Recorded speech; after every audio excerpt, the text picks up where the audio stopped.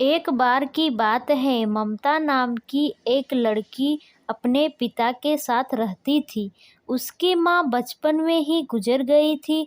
वह अपने घर का काम करती, फिर कॉलेज जाती थी। कॉलेज जाते समय वह रोज रास्ते में एक जगह पक्षियों को दाना डालती थी। उसके घर में भी 2 पक्षियों थे, उनको भी वह रोज दाना डालती थी। एक दिन उसको पक्षियों को दाना डालते जमींदार के बेटे ने देख लिया। उसने अपने पिता से जाकर ममता से शादी करने की इच्छा जताई। जमींदार ने ममता के पिता से बात करते अपने बेटे की शादी ममता से करा दी। ममता अपने साथ घर के पिंजरे के 2 पक्षी भी लेकर ससुराल आ गई। वह उन पक्षियों को रोज दाना डालती थी। ममता की सास को यह बिल्कुल भी पसंद नहीं था। वह उन पक्षियों को परेशान करती थी।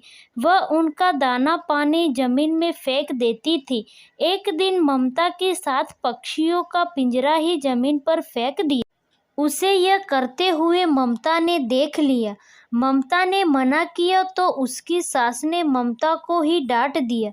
इन सब बातों से ममता परेशान रहने लगी। एक दिन ममता के साथ पति ने परेशानी का कारण पूछा तो उसने सारी बात बता दी। उसके पति ने ममता को पक्षियों की भलाई के लिए उनको पार्क में छोड़ने की सलाह दी।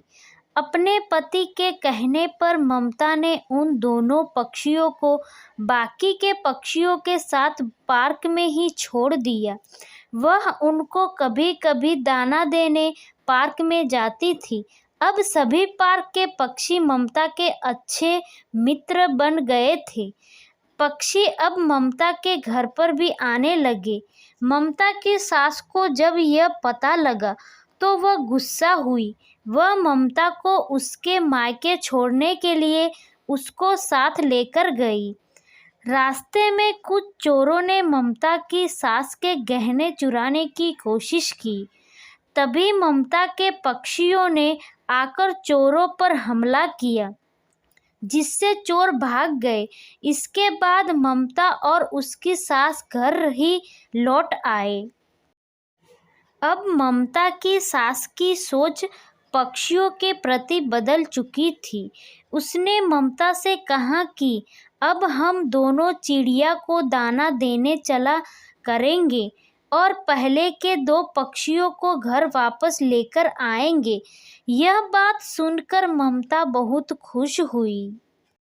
दोस्तों, ये हमारी स्टोरी थोड़ी सी आपको पसंद आई है तो प्लीज़ हमारी चैनल को लाइक एंड सब्सक्राइब करें दोस्तों, और हमें आगे बढ़ने के लिए आप हमें सपोर्ट करें।